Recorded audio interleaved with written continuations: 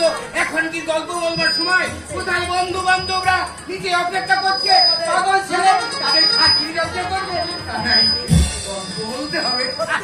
সত্যি তো, বাড়িতে অতিথি আর তুমি বসে গল্প শুনবে, লোকে বলবে কি?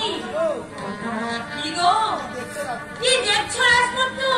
গলায় ফুলের মালা পরেছ, হাতে নাও বাঁকা তলোয়ার, সাজে মানাবে। সে আমি অনেকক্ষণ আগে শুনেছি, তাই তো নিমন্ত্রণ না পেয়ে আমি নিজেই ছুটে এসেছি। আর সুন্দর কিন্তু তোমাকে মানিয়ে। তোমার আনন্দ হচ্ছে? নিশ্চয় হচ্ছে, ইচ্ছা হচ্ছে। আমি আছি কিনা সেই জন্য আমার দিদি ভাই লজ্জায় বলতে পারছে না। আমি যাই রে বাবু, আমি যাই। শোনো দিদি ভাই, কথাবার্তা বলো, আমি নেমন্তন্ন গুলো সেরে আসি।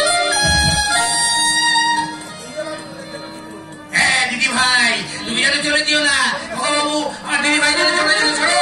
ওই পরিবেশনের ঘরটা কিন্তু তোমাকেই নিতে হবে। দিদি ভাই করছেন কর্তা বাবু, তবে মারফতে বলতে পারো এই অধম শ্রী জামিনী কান্ত সরকার।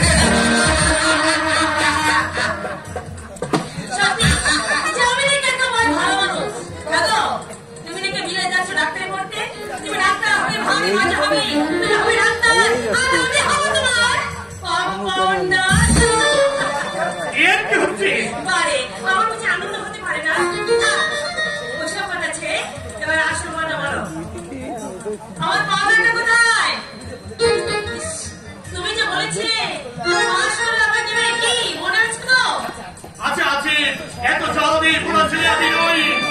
তাই বুঝি তোমাদের দিকে বলে আসতে জলিয়ানে পাশ করেছি। সেটা বলতে পারো আমার অন্যায় হয়েছে। আর মনে করতে হবে না। শোনো, তারপর আমি যাচ্ছি পরে। আর পাওনাটা পৌঁছে দেবো, মনে থাকে কেন? আরে কোথায় যাচ্ছ? এই ছাড়ো ছাড়ো, কেউ দেখে ফেলবে।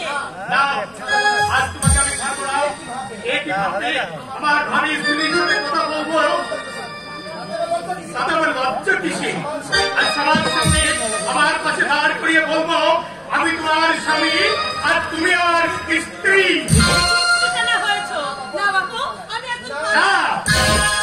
সেটি আমি তোমাকে দেবো না। অনেকদিন অনেক অনুরোধ আমি রেখেছি, কিন্তু আজ আমি তোমার একটি কথা আমি শুনবো না। আমার এই বিচারী মালা দিয়ে ধীরে ধীরে জন্য বেঁধে রাখলাম আমার এই বুকের মধ্যে। তুমি কি করলে?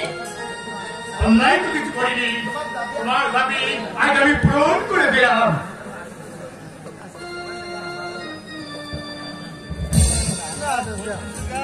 চির